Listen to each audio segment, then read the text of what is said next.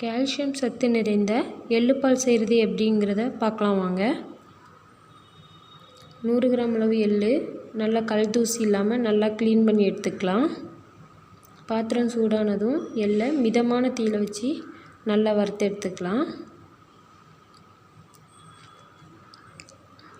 2 ஏலக்காய் சேர்த்துக்கலாம். அடுப்பு சிம்மில் வச்சு நல்லா வருங்க.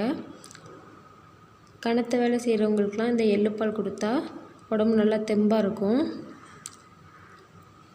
எலும்புக்கெலாம் கூட ரொம்ப நல்லது. ட்ரை பண்ணி பாருங்கள்.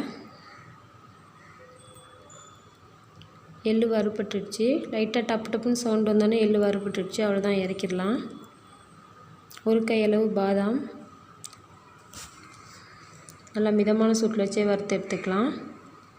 பாதாம் உடம்புக்கு ரொம்ப நல்லது. பாதாம் வறுபட்டுடுச்சு, ஆஃப் பண்ணிடலாம். ரெண்டையும் ஒன்றா சேர்த்து ஆற வச்சிடலாம்.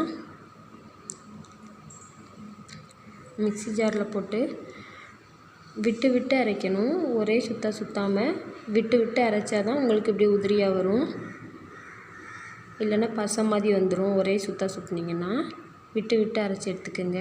இதில் அப்படி நாட்டு சக்கரை சேர்த்து கூட சாப்பிட்டுக்கலாம், பால் பிடிக்காதவங்க. இப்போ பால் செய்யலாம் வாங்க. 1 ஸ்பூன் பனங்கல்கண்டு, 4-5 காஞ்ச திராட்சை, 1/2 ஸ்பூன் திரிச்சு வச்ச எள்ளு பொடி,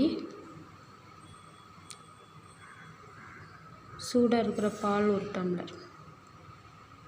அவ்வளோதான், ஈஸியாக ரெடி ஆயிடுச்சு எள்ளு பால். ட்ரை பண்ணி பாருங்கள். ராதிகாஸ் ரெசிபீஸ் சேனலை சப்ஸ்கிரைப் பண்ணுங்கள், லைக் பண்ணுங்கள், சப்போர்ட் பண்ணுங்கள்.